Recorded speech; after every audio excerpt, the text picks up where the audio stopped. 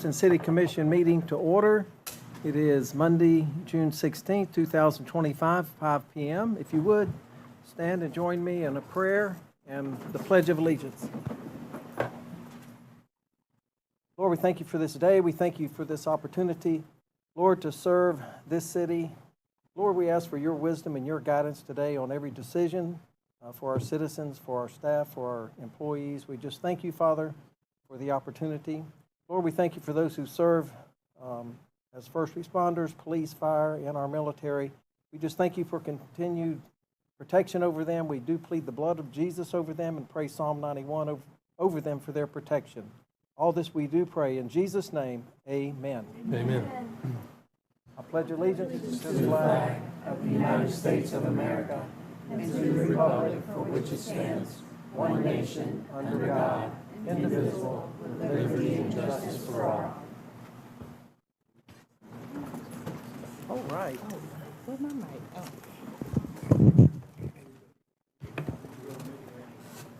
Madam Clerk, if you would do the roll call. Commissioner Edmonds? Here. Commissioner Gardner? Here. Commissioner Williams? Here. Vice Mayor Heislope? Here. Mayor Pittman? Here. City Manager Williams? Here. Dylan didn't call in? Okay. You have a quorum, sir. All right. The first item on the agenda is comments from the public on non-agenda items. If there's anyone that would like to speak, you're welcome to come up now. Is it? Need to fill out a card. We got and come somebody up coming. For 3 minutes. If you're going to talk about item number 5. I was, because you told me I should come up and do this now, because that was what was on Well, at the consent. But consent it's on the agenda. consent, so he's going to allow you to speak on it for 3 minutes. Yeah. Now or when you get to Well, when we get consent? to the consent Okay. agenda. I was just But you told can some- sit right there. It's going to be just a second. Thank you, Mr. Mayor. And I did tell you that, so if you have something that's not on the agenda, Kristen, then you can come up for 3 minutes. 3 minutes, okay. Hi, I'm Kirsten. 3 minutes. I don't know how I can speak on behalf of 35 people in 3 minutes, but I'm going to try.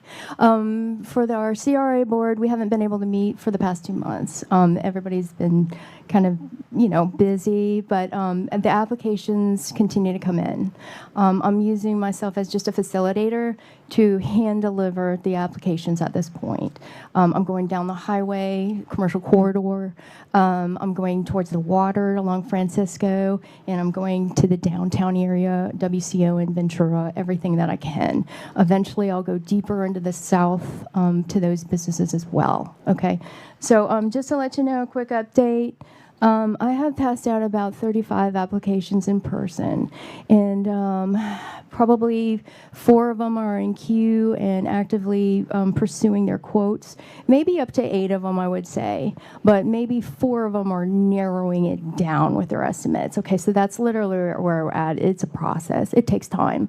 But if everybody were to come and be able to do what I'm asking them if they will put the money in towards.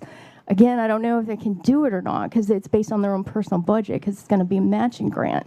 If everybody could do what I asked them if they would participate and do, we would be at like $800,000, okay, which is not even half of our budget. Okay, and those are the major players in town. And for the downtown area, I just kind of put a $300,000 amount over there because I can't talk to people. But I'm thinking maybe I'll come off the committee and not be on the advisory board so I can just pick up the phone and talk to people. I think it'd be easier that way because all I'm doing is facilitating the applications. I'm not really doing anything on the board because we haven't met. Okay, so anyways, I just thought I would say that because it would just give me more access to speaking to people, making sure they have the application and trying to get their roundabout budget. And if they need help filling out the paperwork, I can sit there and help them. Okay, so that's where we are. And by the way, Big Time Power Sports did buy the property. So that's probably going to be the first grant request for demolition and fencing. Frontera will be right behind him. He's probably one quote estimate away from applying for his porch renovation. And every single business in that surrounding area has, jumped up and down and said they're going to do something beautiful to make an impact on that east block. Okay, so we're going there, and we went to the Martins too. They said they want to do something, maybe 3 projects. So that's over by the water. And then downtown, I can't wait to just knock on doors, but I just don't feel like I can in the position that I'm in, being on a board. I feel like I can do it if I'm just a facilitator and volunteer. Okay? So thank you. It's been fun, and it looks really hopeful, and that's just a fraction of our budget. Okay? Any questions? Sounds good. Thanks, Kirsten. Appreciate the work. Oh, you're welcome. It's been a pleasure. Okay. So just a quick question. Once the applications are turned in, let's say you get 8 turned in, is the CRA going to make a suggestion or a recommendation? I think because we're lacking applications, I think they will go through the checklist and make sure that the whole checklist is included in the packet to be submitted to you. I think they'll do that much, and they'll make sure that it falls underneath the requirement as stated upon the application. And the Okay. applications are coming to the city clerk? Lakeisha. Okay. I've only received 1 application, Mm-hmm. and the CRA has not met because the first month we didn't receive anything, so I pushed it off. The second month, I was busy trying to get payroll done, so I am rescheduling for this month when I receive the applicants. Yeah, and I don't that's. feel there's a need to meet if you have nothing to discuss. Yeah, because these applications, I'll just show you, for example, since you did ask, this is how thick they are. I mean, they are really big. There's a lot of documentation. It requires quotes, licensing. There's checklists. You have to make sure that taxes are paid. You have to make sure that the permits are in motion, fees paid. It's a long list. So that's why it takes, as soon as a person decides they want to do it, it could very well be 3 weeks to a month before they get us a packet. Okay, so, yep, she's right. There's no use unless the packet's full. Why, there's nothing to look at. But they will be coming. Okay, it's a process. And the packets were created on the suggestion of the CRA board. Mm-hmm. Exactly. Okay. All right, well, Thank you. Thanks, Kirsten. Okay, next is a presentation. Oh, excuse me, sir. On additions, deletions, and modifications, we skipped that. So, Oh, did we skip that? yes, Okay. I'm sorry. I would like to Additions. pull item number 8, please. Okay, we will pull item 8.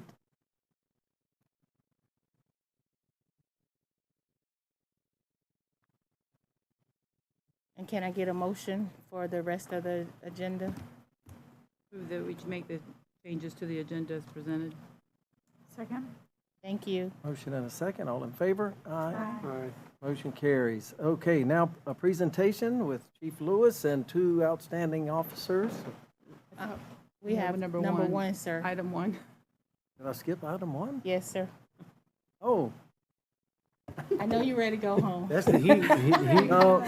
he my got you fault. off the game right Sorry now. about that. Hold on. Yes, we will consider now Resolution 2025-23, approving an agreement with our city attorney legal services. The resolution that's coming before you is for the legal services for Gray Robinson, who you all decided that you want to go with. And once it is improved, then Mr. Robinson will take over tonight. Also, their contract has already been signed off. We just need our signatures and approval, and attached are their liability insurances that was asked for. Make a motion that we approve. Okay, I'm going to read it by title, but we will hold that motion and second. Resolution of the City of Clewiston, City Commission of the City of Clewiston, Florida, approving an agreement for municipal legal services between the City of Clewiston and Gray Robinson, PA, naming Gray Robinson, PA as a designated city attorney for a firm, authorizing the appropriate city officials to execute the agreement, providing for conflict severability and an effective date. I have a motion by Gardner, a second by Edmonds. Any further discussion? All in favor? Aye. Any opposed? Motion carries. Welcome aboard. Congratulations. If you would like to say a few words, you're more than welcome. Well, it's not too late to back out. Thank you very much, Derek Rooney. On behalf of Gray Robinson, I'm the managing shareholder of our local government group, and I will be intricately involved here. Ms. Tuck will be the primary city attorney serving for the city, and she's a little bit closer. And I've managed many cities over my years, and having 3 as the lead city attorney, I can tell you it gets stretched pretty hard. So having 1 for Ms. Tuck will be a lot more easier for her to keep on top of everything. I'll continue to be with you for the next couple months to all the meetings to make sure we can build out a plan of attack to get everything done that's on your list. Mr. Williams has been very good in giving us a preliminary list, but we look forward to reaching out to each one of you individually and finding out what kind of things can we do to help. Thank you. Yes, sir, thank you. As you can see, we've given you a very warm welcome today. Yeah. Yeah, it was just a test to see if you would stay. Yeah. All right, turn that air on now, Tom. Okay, well, welcome aboard. Hey. And now we will go to item 2, presentation from our police department.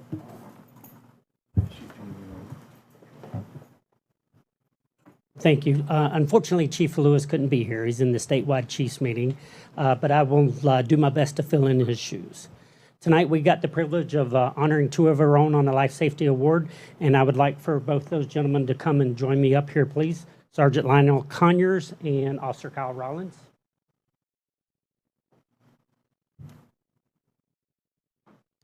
And I would like to read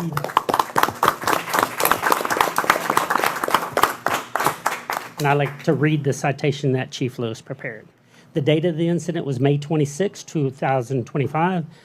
The officers nominated was Sergeant Lionel Conyers and Officer Kyle Rollins. On May 26, 2025, Officer Rollins was dispatched to 605 Saginaw Avenue in reference to an unconscious male lying on his back in the middle of the kitchen floor, reportedly just after had done some painting and some heavy lifting. The male was unresponsive, had blue lips, and not breathing.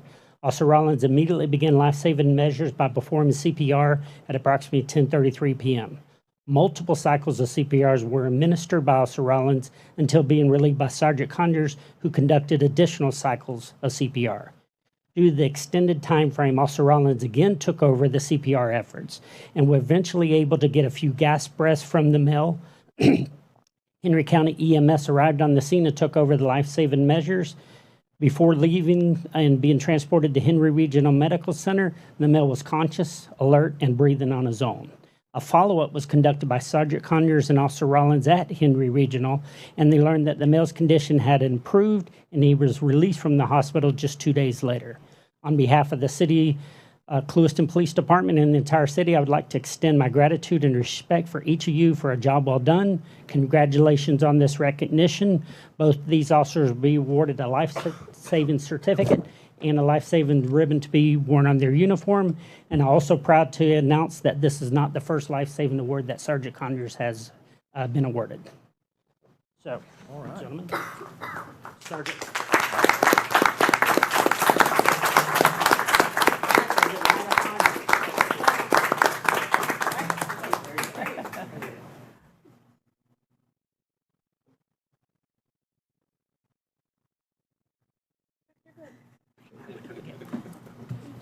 And Officer Kyle Rollins.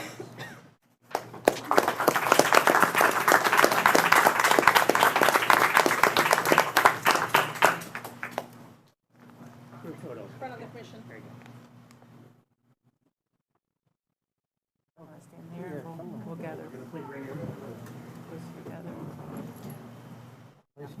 Congratulations. Thank you. Good job handing that award. Congratulations, and thank you.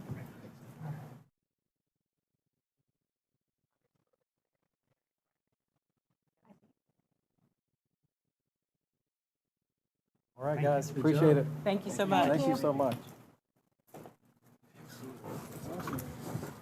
While they're taking their seat, I can attest, having done CPR many times on people, it's very, very rare that you have a success. And for these guys to jump in there and start CPR quickly, it is an awesome thing for you to actually bring somebody back. So, great job, guys. Thank you for being on the spot. I know the family thanks you very much. Thank you.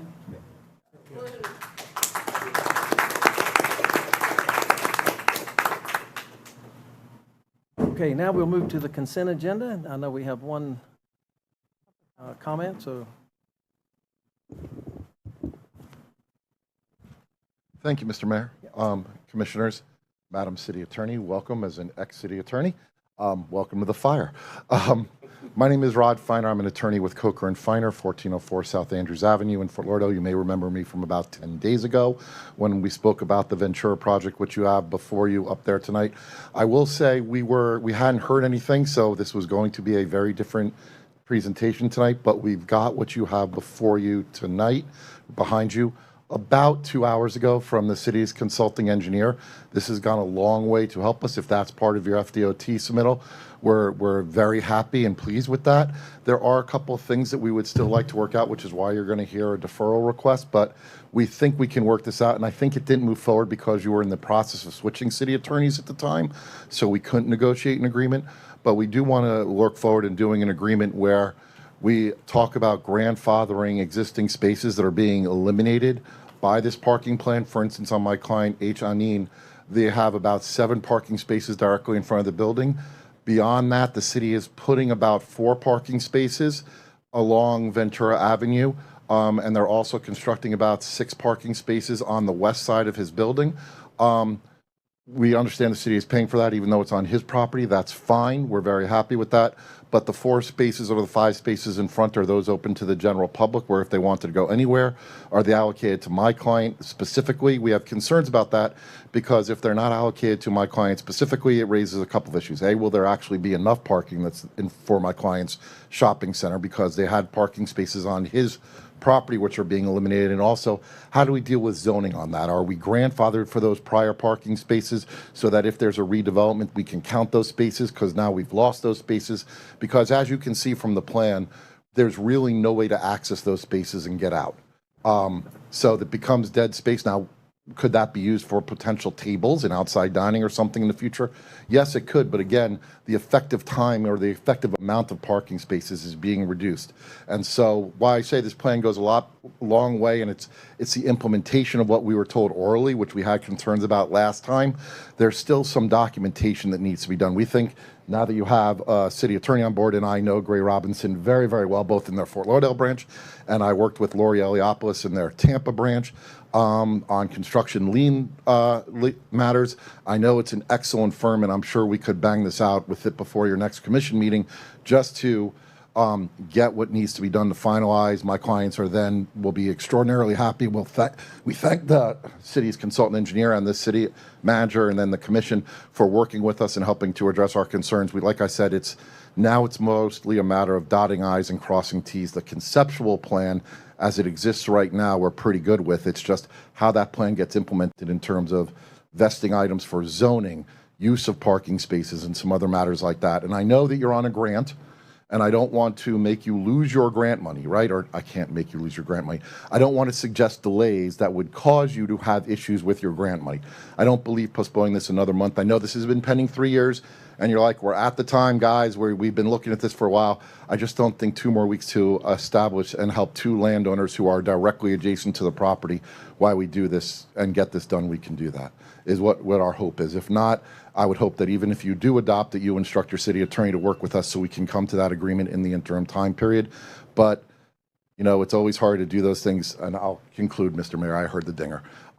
It's always hard to do those things a little bit retroactively versus prospectively. That's why we're just asking. I mean, if you're meeting again in 2 weeks, I see no reason why this can't be done in 2 weeks. This is relatively evil now that we're easy, not evil, easy. This is relatively easy now that we're in agreement with the conceptual plan that we see up there. appreciate it. Mr. Mayor, I know for many years, this is just a comment because you don't live here, is that the parking that's used on Ventura for the shopping center and for the businesses there is City Hall parking. I've never seen where City Hall people have had to park over there. I understand you're worried about grandfathering, and I don't know how this applies to this case, but the fact is that those businesses use city parking more so than anybody else. I've never seen anybody parking over there that's not a customer, especially the beauty shop, because it's everywhere. And even the bus parking that takes place for these businesses happens they park in front of City Hall. It's not on their property, so, for the most part. So I just needed to I felt like I needed to say that because I think the city's been more than generous on allowable parking throughout the years and not saying, this is yours, this is mine, you can't cross the line. And we appreciate that. I would point out that if you look at the aerial behind you in front of my client's property, you can see that there are about 7 or 8 parking spaces that are directly on my client's property that now become basically unusable. But I understand your He point. has access, doesn't it? Doesn't it look like he has access there? Isn't that what we changed on the plan? There's access to drive around the building, not necessarily to that. We gave him access for his bus. Right. Okay. That's part of the issue. But I understand what you're saying and how it's all generally, it's sort of been used historically. I understand that. We appreciate that. Right. But Right. I do understand, but I did want to point out that one thing. But I I hear what you're think saying. tonight, I agree with his comments, but I believe we need to move forward, is my opinion. Can I explain that, please? I'm sorry. Stand up to the microphone, say your name. Yes. Say your address, so the record is clear, please. Edson Atalla owns the Hanin and AM across the street. I'm not talking about the city parking spots. I'm talking my own parking at the 110, 112, 114, 116. It's private property, which is private parking spots, 11 parking spots. As they go and do the sidewalk and whatever they do in the plan, is going to be useless. About 11 parking spots is going to be useless. So they're giving me the ones in the side of the road, which is going to be a public. Even the one in the side of the building is going to be in the public area as well. Instead, I own 11, 12 parking spots in front of my building, is going to be in a public parking spot, which I cannot stop anybody to go park 1 hour, 2 hours, 3 hours. So I don't have a right to call the police, towing them, or anything. I have. No, it won't show on the screen. Sorry, I was trying to highlight it. It's in the plan, which is, can I show? Wait, come here. I'll show you. Yeah, it's here. The spot, which they're eliminating. These Yes. spots right here, which are on private property. Yeah, we all know where the spots are. So, You have access to it, whereas you didn't have it before on the east side of the parking and around the back. That was opened up No, after there the is last nowhere meeting. you can park in the front of the building anymore. No, on the east side, you have access now, where before on the other plan, you didn't have access to it. Correct. There are 1, 2, 3, 4, 5, 6 spaces on the east side of the building that are being added, which there were never previously, which is No, why I that's on the talk west- about. That's on the west side of the building Oh, that's being sorry. added. The east side is, he does have parking there, and he does have access to it now, where he didn't before at the last Yes, meeting. there's now a curb Okay. cut in that Yeah, area that yeah. comes through. But Okay. that's why All we right. wanted to talk Okay. about grandfathering number of parking spaces, because it's not only this now, but what if new uses come in or something else comes in about that, which is what the concern is, because we all know that properties are living and breathing animals, and redevelopment occurs and new uses come in. And if the ratios change or something, we just want to need to make sure that that property can flourish in the future and that it supports the redevelopment that's ongoing, because that's the game plan, right? Redevelopment, make it beautiful, have good businesses there that survive, and we agree with that goal. okay. Hearing no more comments, what's the commission's pleasure on the consent agenda? I'll motion to approve the consent agenda. I second. All right, we have a motion to approve by Highslope, second by Williams. I'm a little confused here, I'm sorry. This is resolution number 2025-24, item number 5. It's part of the consent agenda. Is it part of the consent Yep. agenda? Yes, it is part of the watershed master and the planning Okay. board. Right.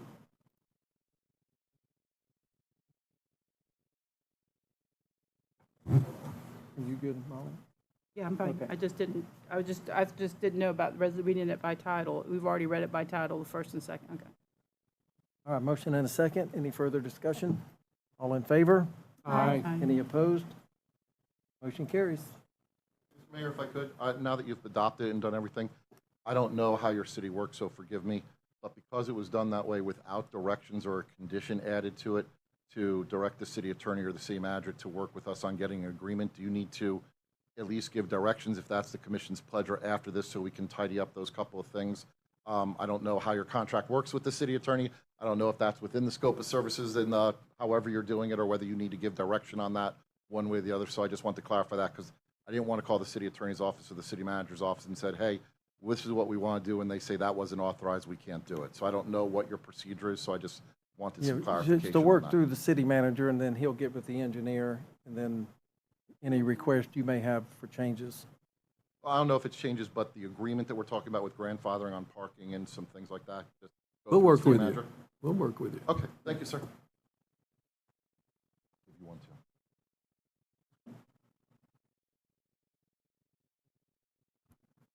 Okay, item 8 has been removed from the agenda on the shopping cart ordinance, so we will move to city staff comments. Well, we got a presentation tonight, Mayor. Fred Blotcher's online. It's about the watershed. Fred's been with us quite some time. He's actually the engineer that helped us with our I&I program. And Fred, are you there? Hello? Yes, I'm here. All right. I just muted myself. All that good stuff. Hi, how is everybody this evening? Hi. Good. Good.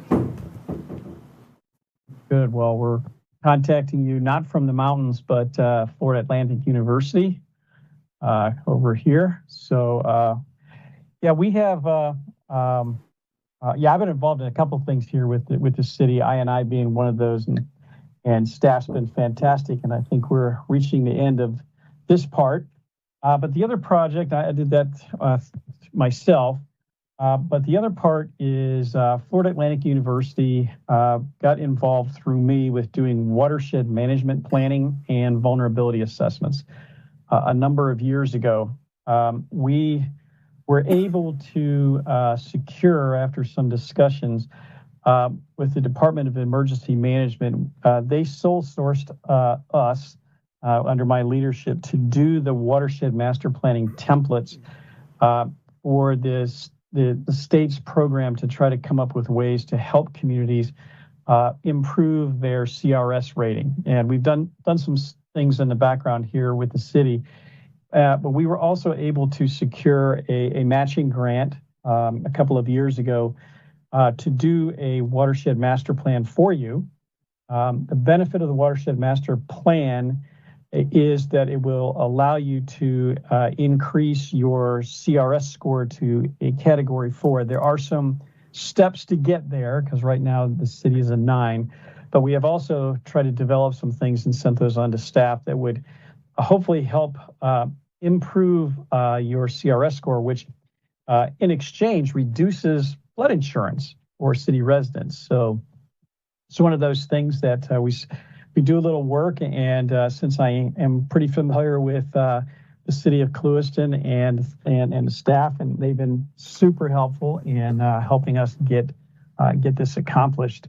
So what we wanted to do, the watershed master plans, we're trying to finish off 20 of them.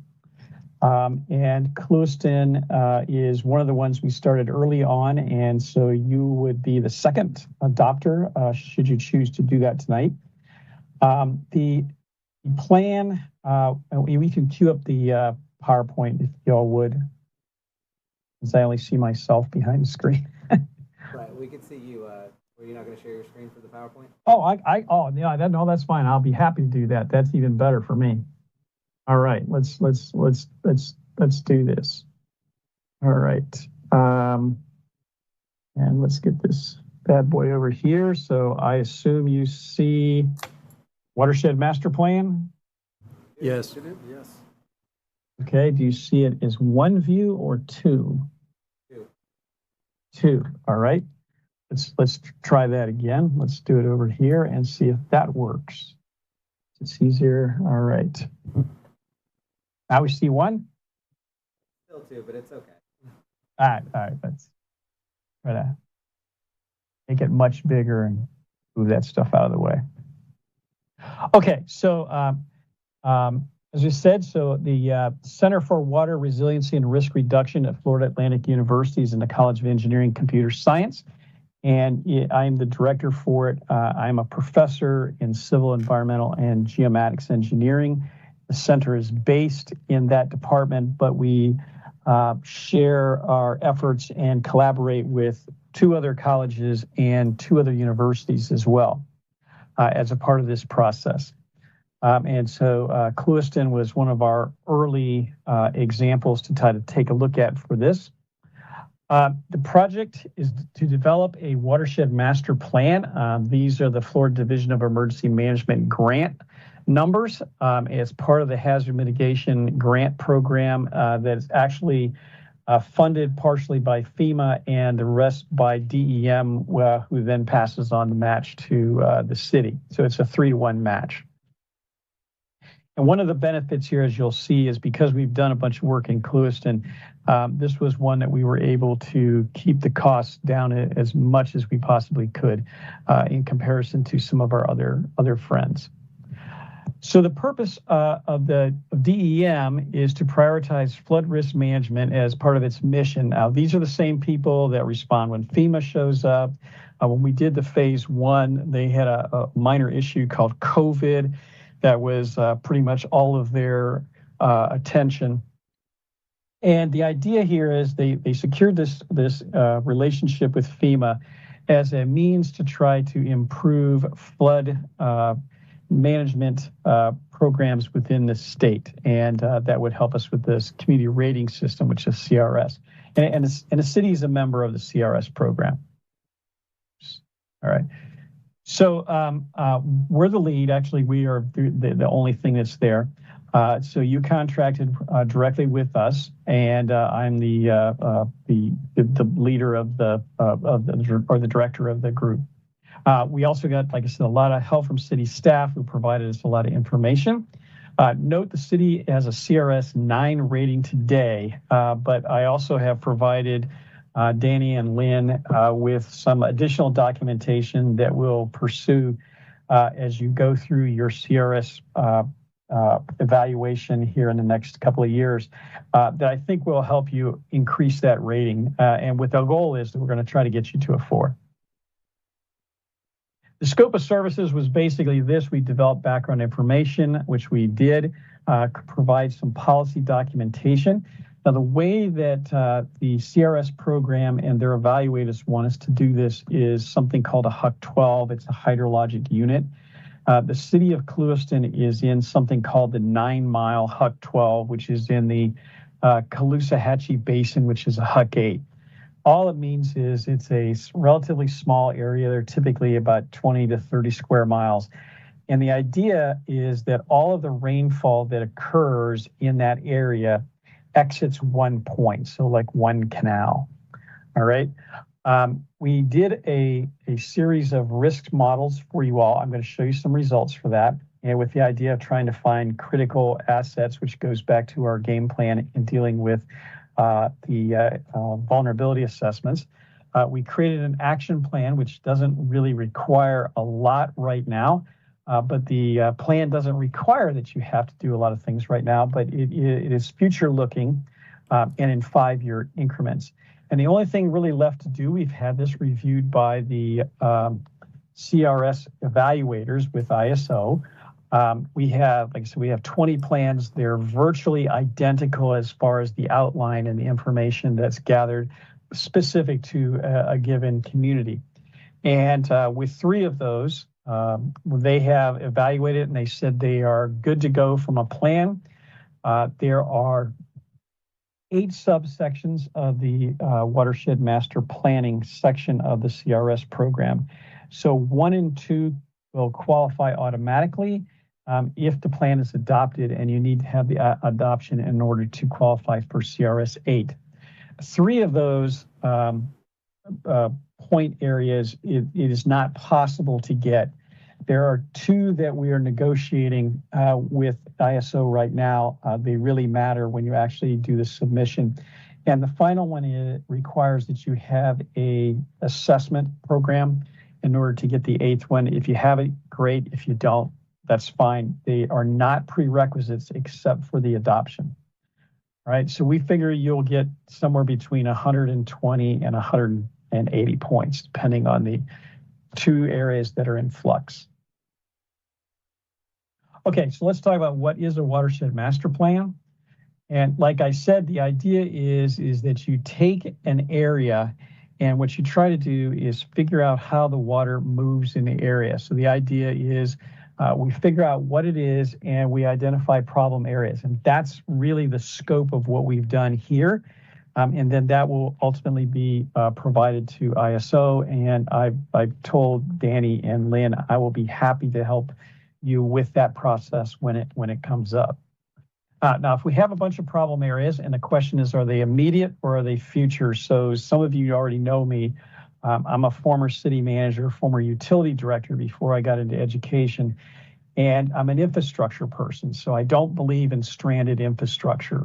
We want the infrastructure when we need it. And so if we have a problem area, then we can go ahead and do some design of localized areas. We had an idea for one area that potentially in the future could solve some flooding problems on the east side of the city. All right, then we can do detailed engineering at some point, and then ultimately whatever you need is constructed. And like I said, for the city of Clewiston, there's not really a lot that jumps out there because you have water that's managed by the district and some others, and the drainage district as well. So now, if you get a lot of rain, that's a different scenario, but it's a lot of ditches and discharges to canals that work here. So let's take a look quickly at the outline of the plan. It's really, really, really long, and I will admit it's really boring, and so no one will read it except the ISO guys, but we'll give you a quick outline of what's in there. So we talk about the characterization. So like I said, this is the HUC 8 that you exist in. So everything inside that red boundary exits at one point out here in the Gulf of Mexico. We then took a look at the framework. So how does this actually work? And we looked at 5, 10, 3-day, 25, and 100-year storm events. One of the issues we're talking to ISO about is we use the 3-day, 25-year event instead of a 5-day event. And that makes sense because really we're driven by tropical weather, not storm fronts that sit on top of us for days at a time. The winds off of the Gulf and the Atlantic Ocean really kind of prevent stalled fronts here. So we did a modeling of that, which I'll show you. And then we created what we call affectionately the periodic table of solutions. I'll show you that. And the idea is to try to pick and choose things that will work. And then we can figure out what kind of funding that we would need to have to do any type of improvements that are there and try to prioritize those. Now, like I said, that all of the 20 plans that we have done and the 2 template documents that we did basically follow exactly this format. And so they have to be adjusted based on the actual community that exists. So for the city of Clewiston, so the green is the 9-mile subwatershed, that's the HUC 12, and then the red is the city of Clewiston. So you're actually a subset of the HUC 12. So we have to model the HUC 12, and we've also modeled the entire HUC 8. We've written a couple of papers about this whole scenario that includes the city that were peer reviewed and published. This is all the things that we reviewed, obviously our comp plan, the county stuff, as well as the state and federal and water management district policies. And the game plan here, because the watershed master plan is really a policy document, the idea is everybody aligned or are there differences? And I like to use the example that if you live in Miami Beach, you can solve all the problems that you want, but if Surfside doesn't participate, you're going to flood anyway. And so this is kind of the same scenario. If the district and the city and the county aren't pretty well aligned on what needs to happen because their water affects you and vice versa, the plan really doesn't work. So that's kind of our goal of what we've attempted to do. All right. And so we took a look at historical flooding areas as well as others. So you can see this is the city's rate insurance map. And there's flooding over here on the east side of the city. That's what we found as well. And then there's some agricultural fields that are up here on the northwest corner that also flooded potentially as a result of really heavy rains. And I'll show you the really heavy rains. And then what we did was try to come up with some strategies to help us with this problem. Now, keep in mind the flood insurance rate map that FEMA does is not necessarily a current map so much as it's combination of areas that have flooded before versus areas that, under scenarios that FEMA runs, potentially flood in the future. And what we've attempted to do is try to model the pieces that FEMA has as well as the realities that exist from prior flooding. And we've matched those up pretty well. We do everything in GIS, and this is available to the city. It's a huge file, however, but one of the things that we are launching and may be available as soon as July 1 is the ability for the city to go to a portal from FAU and download maps that they want or request us to create maps for you. And so this is, again, part of the service that we'll provide as a part of this process. So we looked at all of things like, so we went statewide and we found the 99th percentile groundwater level, because that's the point in time when you don't really have ability for water to infiltrate. We picked that based on some commentary from elected officials in Miami Beach that 4 days a year of flooding was enough. So that's the 99th percentile. We've used LIDAR imaging. We got infrastructure from the city. Tides don't really apply to you, but they do on the coastal area. And then we used a water management district model that is an upgrade to an old Army Corps of Engineers model called Cascade to do the routing. And so all this information is in the form of GIS layering. So just as a look, so this is the HUC, like I said, we did on the HUC 12 basis. This is an example of topography that we get. This is the soil storage capacity, so how much water we can actually get to the soil.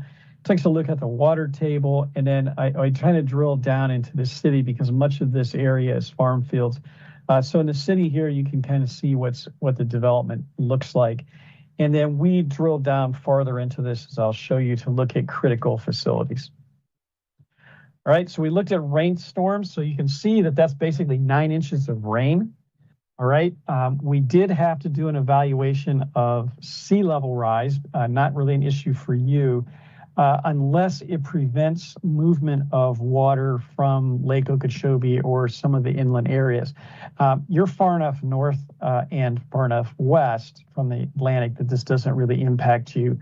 But we did find if we went south, we would find some groundwater impacts that are affected by high tides. So this is the model that the Southeast Florida Regional Climate Compact and NOAA utilized. They use this red bar that tries to argue that we'll have pretty significant sea level rise by 2100 or 2050. I will tell you that we have to disclose that, but from FAU's perspective, we're not expecting anything like the range that they have. And we've been taking a look at sea level rise and doing some studies going back over 100 years of what that looked like. So let's see what we got. So this is the city of Clewiston. This is the 1 day, 5-year storm event. It's about 5 or 6 inches of rain. And I think the most important thing to note here is what you basically get is street flooding other than these farm fields.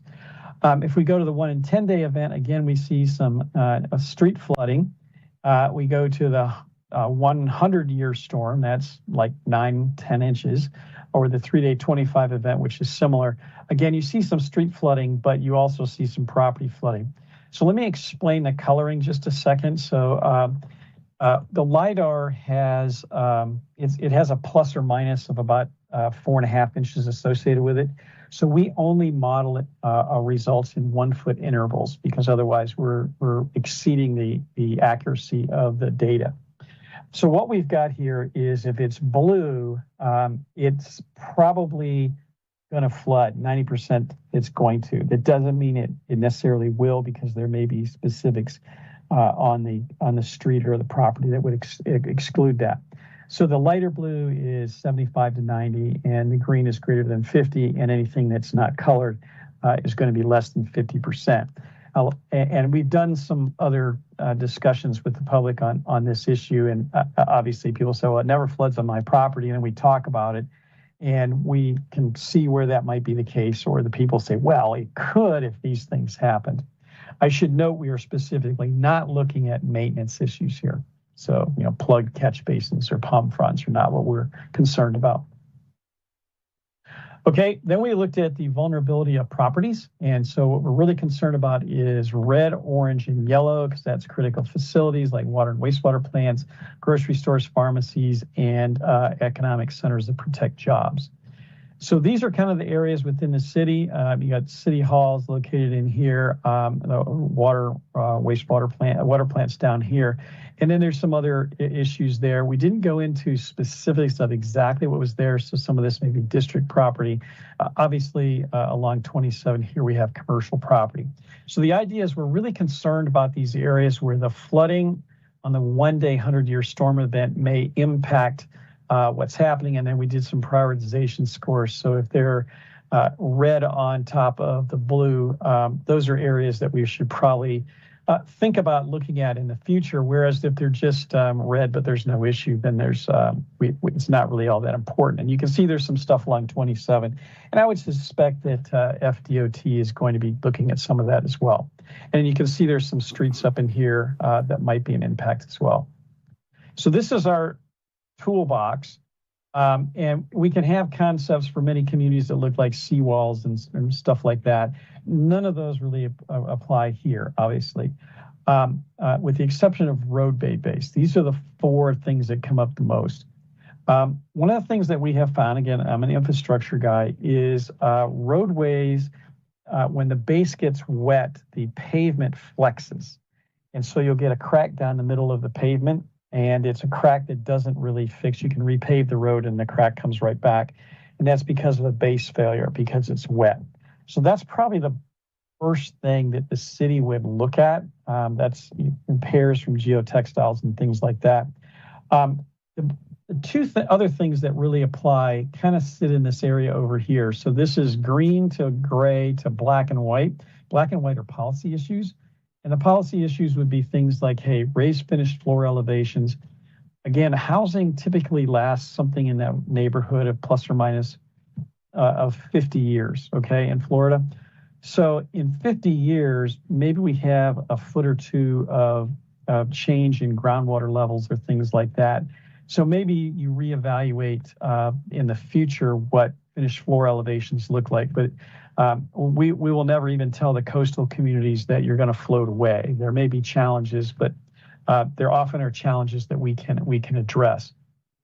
So we did the toolbox. We looked at their prioritization of risk, and we looked at capital improvement plans. And like I said, for the city of Clewiston, we really didn't find anything that jumps out that needs to be done in the immediate future.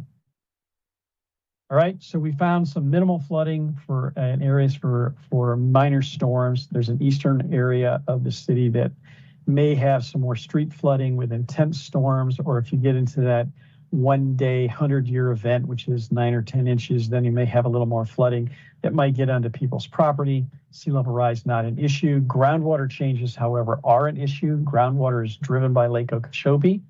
So if the district increases the water levels in Lake Okeechobee, that will create an impact for the city.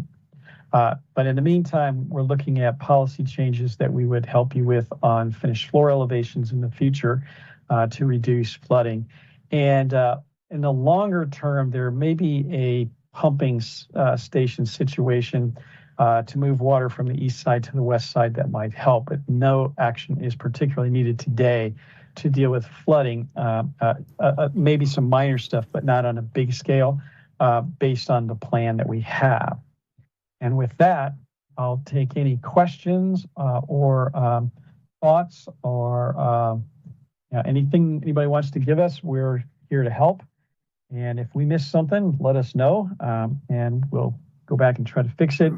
But I think in kind of looking at this, this gets the city a plan that can help them move to improve their CRS rating. Fred, I do have some questions. I know that prior Okay. to 2013, the city of Clewiston did not have any, well, maybe isolated flood zones. But because of the condition of the levee, Yes. Hoover Dike, and it had to be reinforced, then in 2016, I guess is when you have your map, we went to basically the entire town was in a flood zone. My understanding was after the Herbert Hoover Dike was repaired, which it is now, it's been officially completed, that we would see a difference with new flood zone maps. But that was in 2018, 2019 when we heard that. But I haven't. Yeah. I see that we're still using the 2016, so I didn't know if you knew anything about that. Yeah, I can't answer the question about the FEMA maps. We did take into account the Hoover dike issue. If we hadn't, you would see immediate flooding as soon as we increased the water levels of Lake Okeechobee. So we took a look at different water levels because that is directly related to groundwater. So repairing the dike and putting in those curtain walls, one of the things that's designed to do is to help prevent water from moving underneath the dike and through the ground and into adjacent properties. So the FEMA map, we didn't update that. FEMA has to do that. But we did do modeling, and our modeling shows a lot less flooding than what the FEMA maps indicated. And I can share that if you want me to. I can give you a quick comparison. All right. Well, I wanted to ask that question because we were told that once the levee was certified, basically it would be different because there were several issues with the levee. Not only was it the cutoff wall, but also the pumps. All the pumps around the lake were upgraded, and there was concerns with the one right here in town that when it was wide open, basically during a hurricane, during Irma, where that was a huge concern. But those concerns have been mitigated by new pumps and then the cutoff wall. So I was just asking about flood zone because I had heard that it would be changing, but. Yeah, I think this is an issue. I tossed this up on the screen. So the flood insurance map is what you have now. This is our 1 day, 100-year flooding. And what you can see is there's a lot less property that's impacted as opposed to, I guess maybe I can blow that up if you're having trouble seeing it. What you're seeing is a lot less property impact. So you have all this red property here. We're not seeing that. We're seeing basically street flooding. That's what these little lines are. Okay. And to me, when we talk about flooding, the biggest issue I see on flooding is Highway 27. Which is not- FDOT is aware. They're adding quite a few Yeah. inlets. Okay. Yeah, we showed that here as well. This is 27 as it goes through. That was the conversation that what Danny just said. That's the conversation I had with DOT.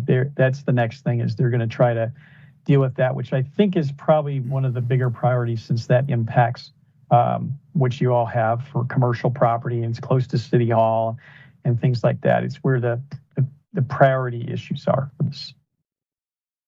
And then you said that if we had exception with anything I know you said that ISO is probably the only ones that read this, but I love to read. So page 93, I have some concerns with some of the historical challenges that have been listed here.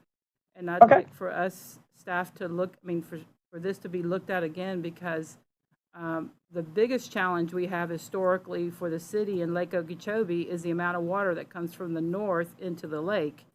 And then the disbursement thereof. But, I think those need to be reviewed, and I want it to be not just to have a little bit more say on those items because I'm concerned with us approving a plan that says some of the things that this says, and I am not in agreement with it. Okay, I'm fine. If there's things that we need to change, I'm happy to do that. Okay. All right. So that's page 93, and there's 7 items listed, and maybe it's just the wording of it that just struck me wrong when I read it. But I just don't want to see our name on something that I know that there's additional information that's facts that should be included in here. Yeah, number one's no bueno. Okay. So. Okay. All right. Thank you. All right. No, happy to go make those changes. Staff just I'll get with Danny and Lana. If you just snap that page and scribble stuff. Okay. We'll be happy to make those changes.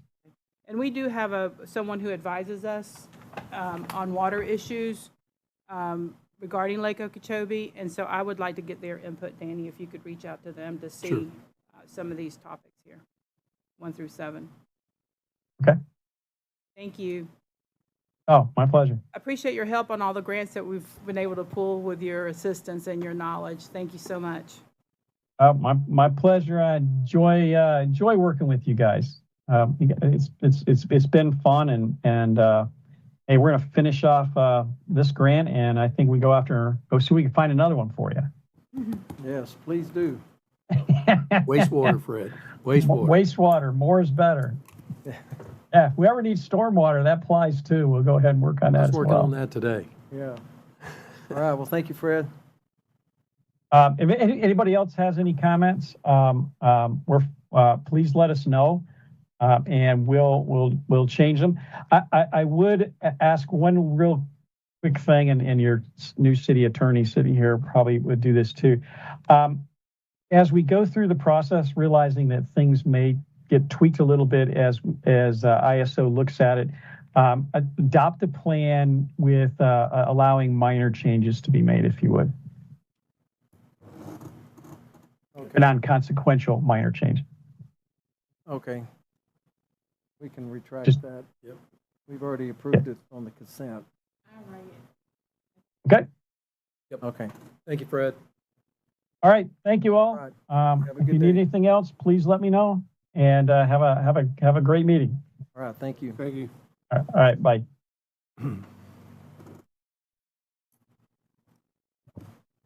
Well, I am wondering, I would like to respond to those in writing to eventually, Fred, but where did he even get the information? The 1 through 7 you're talking about? Yeah. So Mr. McVicker, I think, could probably help us. Yep. He's in wording that, with the facts that we know. Yep. Okay, any other discussion on the watershed presentation? Okay, now we'll do staff comments. City manager? Well, welcome aboard. It's great to see you guys. Look forward to working with you. Started last week. P&Z board, congratulations. Look forward to getting that started again, and got some new members, a couple here tonight, one existing member, and Lewis, congratulations. And today I stopped in at the youth center, and we're up to 40 kids. Wonderful. So we're still gaining. And I was at the golf course last week, and it looked pretty good. I hung out with those kids a little bit, and looked like they were having a blast. So that's it for me. Do you have any updates on Culver's? Yeah, they called me last week, the contractor. He needed some information. I got it for him. There's the demo guy's working on it, the contractor. He's getting set, ready to tear some stuff down. So but again, we got to get that board. We got this hotel and a house on Royal Palm. And About that board, I asked Danny, can our P&Z board not act as, For some reason, we've always separated, talking about our building board, In your condemning ordinance. houses and. do what? It's in your charter. It's in your ordinance. You have to change your ordinance. You're talking about the building board and the Yeah. P&Z board being combined? Mhm. Yeah. Just seems like they do quite a bit of the same thing. They do, but I think on the construction board was, you really wanted people, and we have it on the P&Z board, but really people that are involved in construction. A lot of times you have to go out and physically look at the structure, you have to deem it uninhabitable and a nuisance and all that. There are certain steps that have to be taken. Wouldn't that be city staff that would do that versus Well, the they board? bring in a recommendation, Okay. yes. Well, I'm just looking at two of the newest board I- members. I know, I'm like, are both in. Who's on there that's not in construction? So I don't know. I hadn't thought about that, but I think it's a good idea for us to at least look at it. I don't know, we just don't have people beating down the doors to volunteer for our boards and committees. Well, there You know. also is one commissioner has to be appointed to the building board. Well, I think there's a logical one there. Right, exactly. You're it. But I'm not, Maybe a I don't want to be on the P&Z board, so that ain't Oh, gonna happen. gotcha. So I think that's why. But we do need to move forward with that board, yes. I'll work on that. Okay. I'll work on And it. You still want to be there, right, Mayor? He, You want to be on that board, right? he approved I it will be on last the time board. at I'm the not saying I workshop. want to be on the board, but think Jason knows a lot about construction. But I'll do it the first year and he can. All right.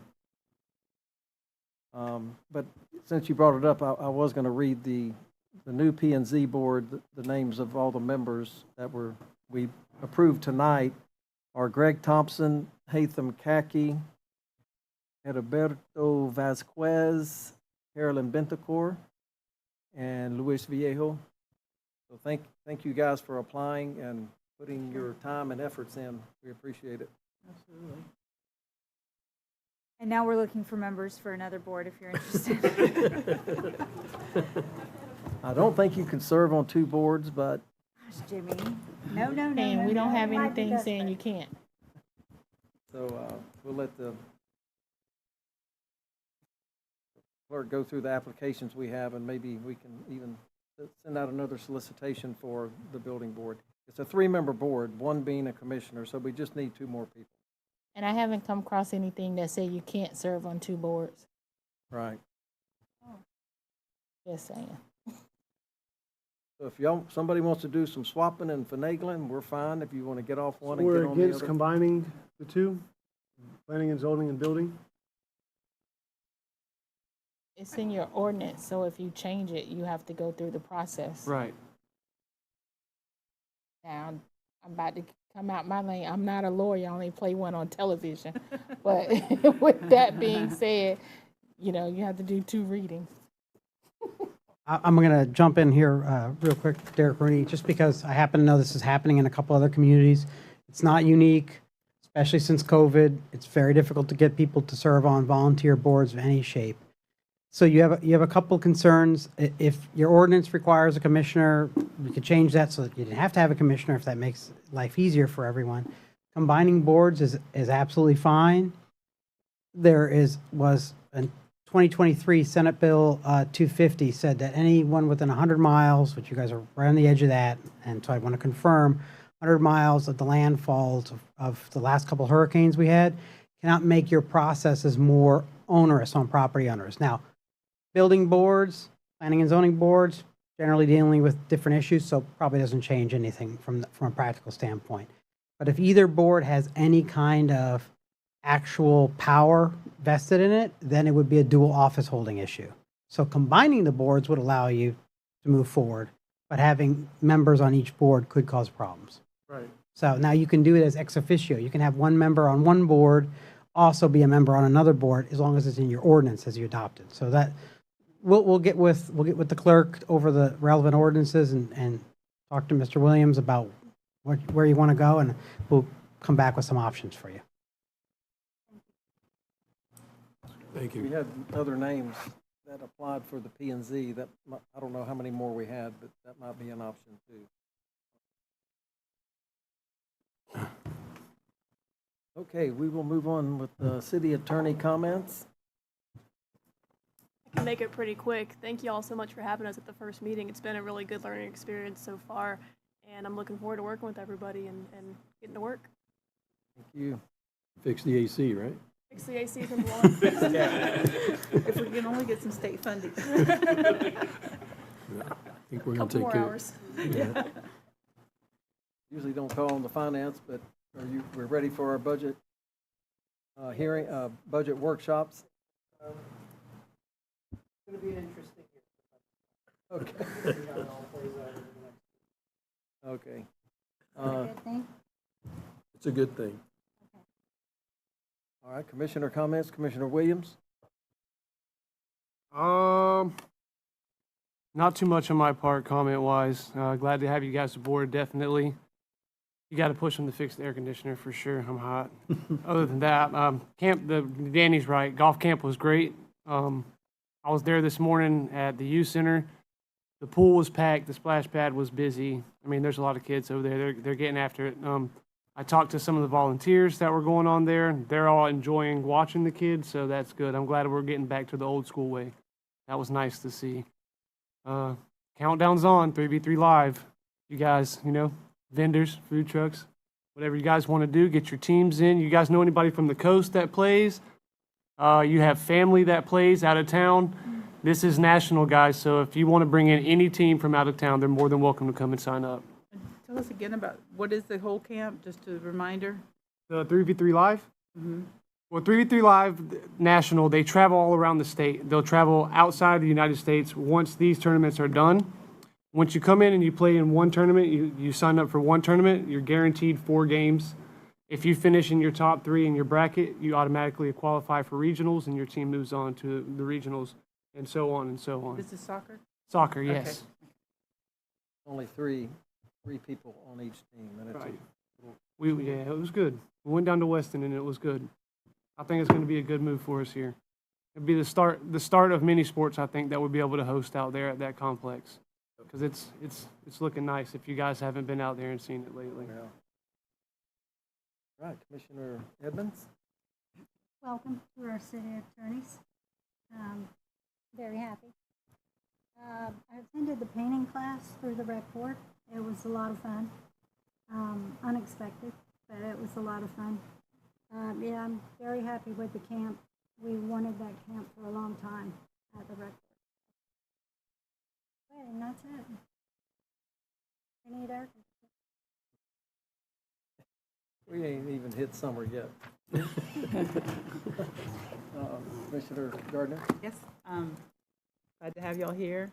And as we look at the Ventura Avenue project, which has been quite a discussion for us, I know it's a grant project. The topic of grandfathering came up, and I know that in the years past, we've had some guidance from the attorneys on grandfathering. So I'm hoping that that's something that you guys are going to guide us with, because, you know, it's a public good project, I would say. And so I would just like, as y'all talk to Danny about this, I just want to make sure we're off to the right start with this grant and getting this all done. So thank you so much. I echo the welcome to the new city attorneys. I'm sure you guys are going to go home and talk about how hospitable we were and me being so welcoming. And also the thank you to the new board. That's exciting. Glad to see some new faces there. I'm glad to see familiar faces there. And thank you to Kirsten, and recognizing sometimes that you can be more beneficial outside of the circle, if you will, I think is hard. So that's pretty great that you're really looking for how you can best help the CRA as an organization, and that's what you're willing to do. So thank you for that. Mr. Williams, in our last meeting, I think several of us requested meeting minutes and bylaws for the Henry County Share. I don't even know what the organization is called. The camera board. I'm not going to talk about those. You know what I'm talking about. I'm not sure the exact name, but could we follow up with staff on that? Sure. I would still like to see those. I don't want to see that get forgotten. Okay. Aside from that, I saw the 4th of July stuff go out. That's exciting. I'm sure that'll be a good time. That's it. Before you come in, I just want to announce, I spoke with Danny, that our social media has skyrocketed. We are getting a lot of views. We literally have almost on certain items that we're putting out like 60,000 views. So kudos on our social media. Are you an influencer now? Huh? So we're still just trying to make sure we engage in our community and things. Also, we're going to put out a contest to the summer camp. We have this new little chat box that's on our website. I saw that today. So we're going to ask the students to kind of create what Clewiston little chat box so we can change it. So that's going to be a contest that we're going to put out to the summer camp. Like for the emoji? Yeah, for the emoji. So we're just trying to make sure that we continue to engage in our social media platforms still increase. But there we are in the agenda the last 3 months so that you can see how we're improving. Just wanted you all to know. Good. Oh, and we had our first payroll went successfully. Yay. So I don't want to jinx it, so hush. The first seamless This first seamless one. All right. It's not bad, 4, Yeah. considering. You all knew, that's not bad. 3 strikes onto the next one and it worked, right? Yeah, all right. But some of the mistakes were we paid too much, so that's Yeah, a good thing. that was, It wasn't their mistake, the computer glitch, but I'm glad we got it right. yeah. No, I just echo the comments from the other commissioners, and thank you guys for being aboard with us, and we're looking forward to moving forward. I don't necessarily know if I agree with you about jumping off the board yet, but let's think about it and talk about it. I don't mind. Yeah, but I think once we get our head wrapped around the first couple of projects, I think it'll go, you won't be quite as knocking on doors. I feel bad.